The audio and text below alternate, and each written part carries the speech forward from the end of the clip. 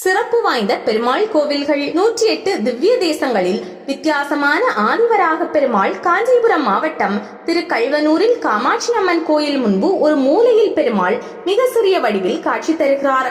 திருச்சி முசிறி சாலையில் உள்ள வேதநாராயணன் கோவிலில் பெருமாள் அனைத்து வேதங்களையும் தலையணையாக வைத்து படித்திருப்பதால் வேதநாராயண பெருமாளாக காட்சி தருகிறார்.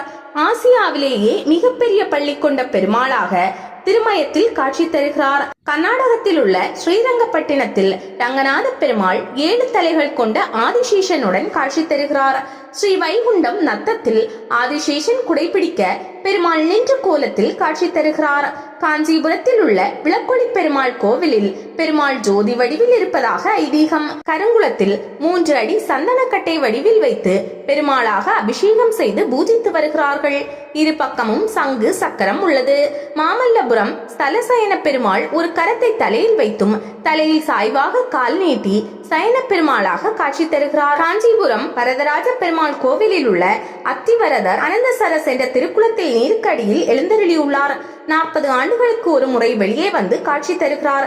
திருப்பார்க்கடலூரில் உள்ள கோவிலில் ஆவுடையார் மீது சிவலிங்கத்திற்கு பதிலாக பெருமாள் நின்ற கோலத்தில் காட்சி தருகிறார். திருப்பதி ஏழுமலைக்கு மேல் நாராயணகிரி என்ற தலத்தில் ஏழுமலையானின் பாத சுவடுகள் உள்ளது. இதனை ஸ்ரீவாரி பாதம் என்பர். பெருமாள் திருமலையில் முதலில் தடம் வைத்த இடம் இது என்று சொல்லப்படுகிறது. சிங்க பெருமாள் கோவிலில் நரசிம்ம பெருமாள் 3 கண்களுடன் காட்சி தருகிறார்.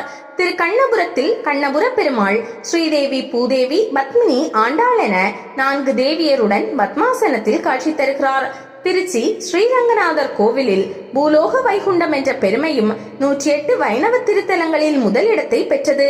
கோயில் கருவறை மேல் தங்கத்தகடுகள் வேயப்பட்ட விமானம் உள்ளது. விமானத்தின் மேல் ரிக்கஜூர், சாம, அதர்வன வேதங்களை குறிக்கும் வகையில் 4 தங்க கலசங்கள் உள்ளன. இங்கு பெருமாள் சேஷ சயனத்தில் ஆதிசேஷன் மீது சயனித்து காட்சி தருகிறார்.